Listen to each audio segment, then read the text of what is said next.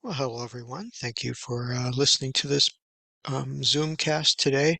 Sorry it's a day late. I was out of town last week, but when I got back, I just looked at this verse and thought I wanted to send out a quick, short study because it is so intriguing. And I know that a person loves to have all the answers for everything and loves to go through and come away with some concrete understanding. But today I'm going to leave that up to you, I think, because I don't have a very good conclusion to this, but I have some thoughts that remain unanswered. And so just want to share those with you, see if you resonate with that.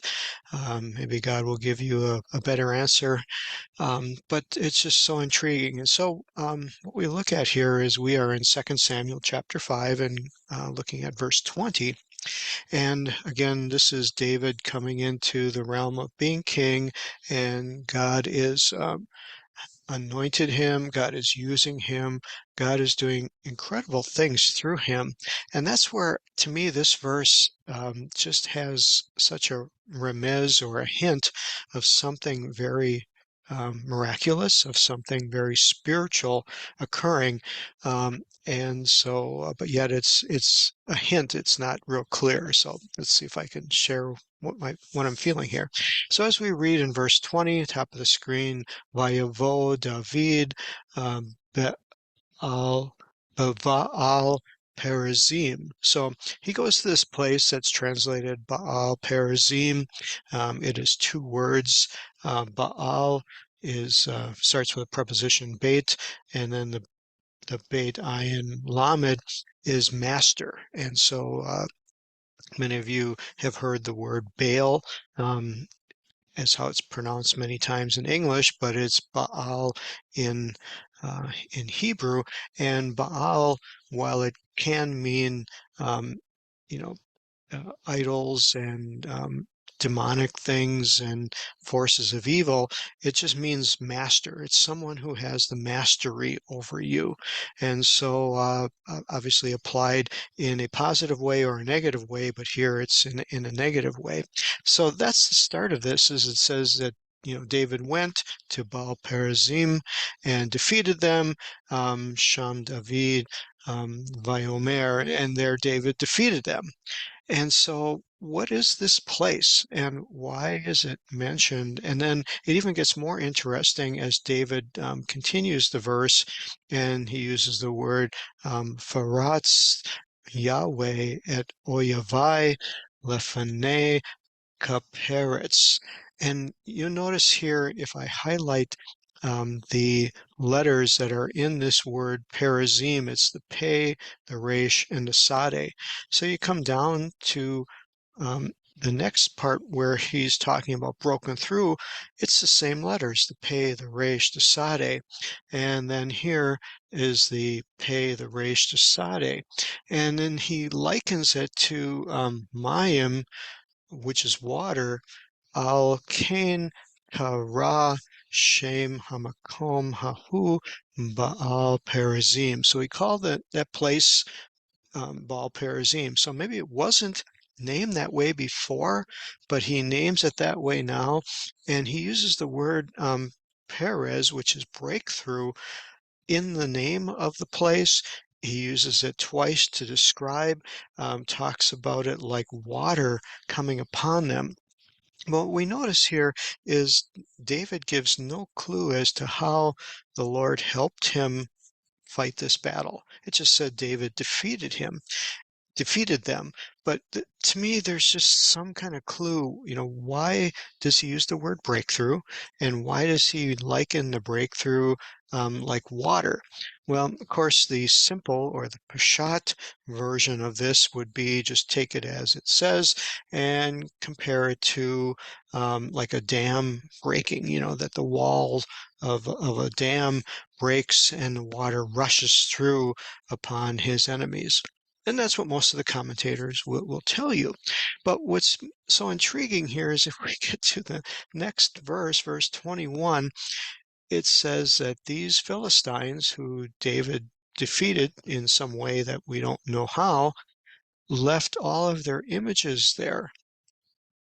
So okay, picture this. These guys are not carrying around 10-foot high statues of Dagon or all of their um, gods. They're carrying around in their pocket these little images that they keep like good luck charms, rabbit's foot, lucky charms, things like not the cereal, but the other ones, carry with them. And something causes them to take these little idols, images out of their pockets and throw them on the ground and run away. Again, I've never seen this anywhere else in any other battle. What happened here? This is what gives me the indication that there was something on a more spiritual realm taking place, something supernatural that took place, that it wasn't just David coming with his men. There was something that caused these Philistines to realize that the gods, the images, the idols they were carrying in their pocket were not going to help them and were in fact um, giving them, bad luck, if you will. It seems that whatever they thought of them previously, they wanted nothing to do with these images anymore. And so as David's defeating them, they're taking their images out of their pockets and throwing them on the ground, insomuch that David and his men found them and picked them up and carried them away. I don't know what they did with them. I don't want to go there right now, but the fact that the Philistines wanted to discard them and get rid of them tells me that there was something going on here in a realm that was spiritually affecting them. And this is kind of where my mind started to go. So I started to look at, it's using the word Yahweh, not Elohim. So it's showing the merciful, compassionate side of God, even though this is a battle taking place and people are dying, the enemy is being conquered. But was this a battle between Baal, which was a generic name for the enemy, the adversary, Hasatan, Satan, um, everything that's opposite of God? Was this a showdown here? Was this something that God did something supernatural? And that's where I find it interesting that David referenced mayim or water. So I want to look up this word. Oh, the other thing that brings up is there's a reference in the Jewish commentary to Isaiah chapter 28, and it was verse 21. Verse 21, where he references in Isaiah 28 and 21, for as at Mount Perazim, same words, rise, Yahweh will rise up in the valley of Gibeon. So here we get an idea that this wasn't a battle taking place on a mountain. It was taking place obviously in a valley where they could fight together. So this word yakum, to rise up, is, I think, kind of interesting. It is used also in reference to the flood that took place. You see here in Genesis 6, I will establish my covenant, I will rise up and establish.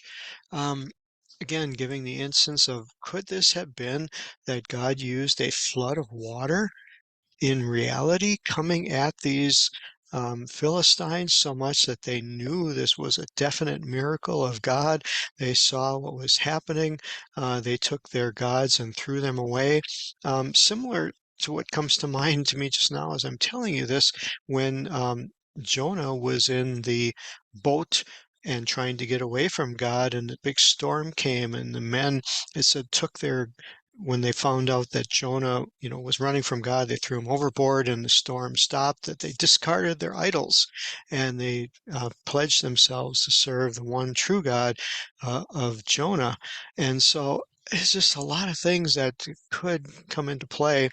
Of course, translators want to stay somewhat relative and not get too mystical, but we can get that here. We can let our minds look at is what kind of message is there? What did God do in this valley of Gibeon that He rose up and uses words that are similar to a water, a flood? Of course, the word Perez is breakthrough. We sing a song at church. He's the God of the breakthrough, breakthrough in my worship, breakthrough in all of my problems. And can relate to that here, but I just see so much that is so interesting. I want to look at this word "peretz," and it is bursting forth, a breach, and it's a very, very interesting word. Just want to take a look at the Jastro's Targumim to see if it gives us any insight, and it has quite a bit of comments that Marcus Jastrow has put in to invade, to break through. Again, just a fantastic term. And maybe the reason I'm dwelling on it is just to give a better idea of what a breakthrough really means. Could it mean as something of a wall of a dam that's breaking forth? Of course, then the water comes through in just very violent ways and causes extreme destruction like a tsunami? Or is it a breakthrough in maybe a different way? Maybe it's just a new understanding. It's a new revelation of something that changes your paradigm. It changes what you had previously thought. Maybe it's a flood-like knocking down of the enemy. Something happened here to cause these Philistines to discard their idols. Um, and I don't know what it is. I can't find anything definitive, but I see little hints of it here of just a new revelation coming forth here, something they saw on a supernatural level that caused them to realize that the gods that they served were not going to help him, were not going to help them, so much that they felt it was detrimental to themselves and they held no hope on their idols anymore, and they discarded them in the presence of Yahweh, in the presence of God that is coming through in such a fantastic way, either in a natural flood-like means that was just so overwhelming to them that they knew that this was the hand of God, or maybe it was a combination of both, the spiritual realm and David's forces coming in and being multiplied in such a way that they seemed larger than what they were, and it caused the Philistines just to run away in fear. Again, I don't know, but I know there's something here. And so I just want to share that with you. Something fantastic that God has done.